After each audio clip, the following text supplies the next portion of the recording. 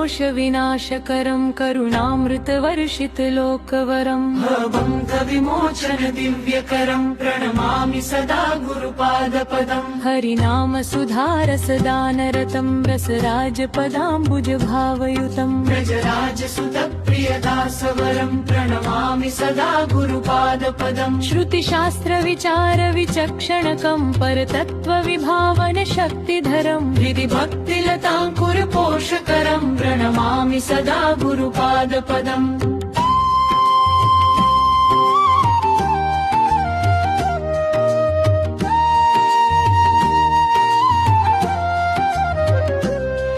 ब्रजसुन्दरि भावविलासरसं रसिकेन्द्रजनानुगतं सततं मधुरोज्ज्वलसेवनलम्पटिकं प्रणमामि सदा गुरुपादपदम् अघदूषणशोषणदीप्तरविं तमसान्निचयान्विनिहन्ति यतं सुखदं शिवदं शुभदं सततं प्रणमामि सदा गुरुपादपदम् निजभक्तजनार्तिविनाशपरं परमानुकम्पार्द्रमानसवरं शरणागतपालन धर्मधरं प्रणमामि सदा गुरुपादपदम्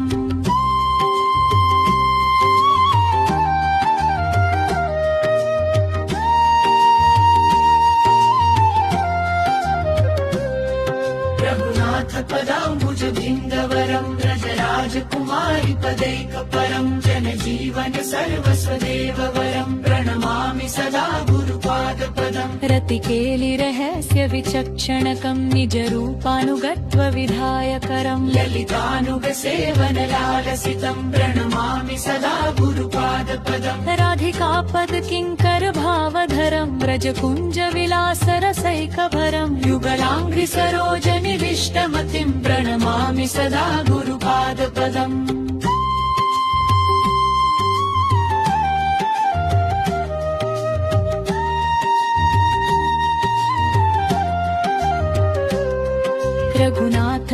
रघुनाथपथानुगभक्तिवरं व्रजवासरसामृतलम्पटिकं गोवर्धनततश्रय नित्यदं प्रणमामि सदा गुरुपादपदम् तुलसीदलमञ्जरिसेवनकं व्रजदेवि पदाब्जनिषेवणकं निजदास्य सुधैकनिधिं सततं प्रणमामि सदा गुरुपादपदम् प्रियनाम महोषधिदानरतं भवरोगनिकृन्तनदक्षकरं कृपयैव जनान् परिपोषकरं प्रणमामि सदा गुरुपादपदम्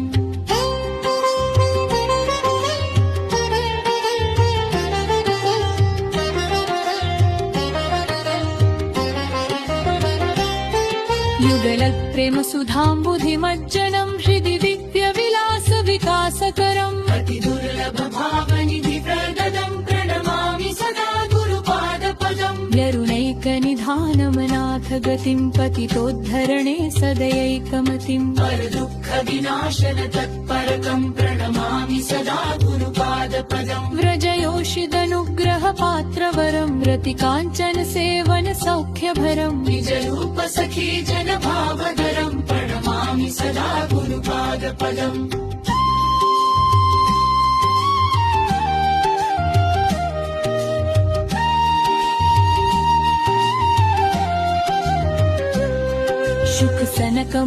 शुकसनकमुखैरभिवन्दितकं हरिभक्तिसुधैकप्रवर्षकं कलुषाणवपालनियोजकरं प्रणमामि सदा गुरुपादपदम् राधानाम सुधारसपानरतं कृष्णनाम महामणिदीप्तिकरं निज शिष्य जनान् रसिकाङ्कुरुतं प्रणमामि सदा गुरुपादपदम् रसिकाग्रजनैः परिसेवितकं व्रजधामरसामृतपानरतं निजदास जनान् स्वपदे नयतं प्रणमामि सदा गुरुपादपदम्